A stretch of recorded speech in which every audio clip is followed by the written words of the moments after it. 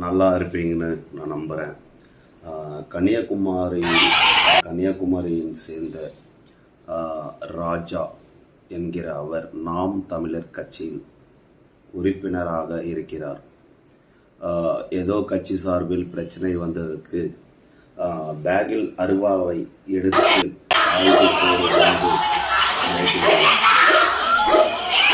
இதுக்கு சப்போஸ் உயிர் பலி ஆயிருந்தா அதுக்கு யார் பொறுப்பு?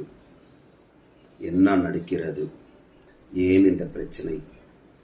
அருவாவை எடுத்து போற அளவுக்கு ஆயுதம் ஒரு தீர்வா? சீமான் கட்சியிலிருந்து ஒரு நல்ல பேச்சாளர் அவர். ரவுடிசமும் ஏன் இப்படி நடந்தது? என்னைக்குமே ஒரு பிரச்சனை ஆயுதம் தீர்வு ஆகாது. மக்களே, வீடியோவை பாருங்கள்.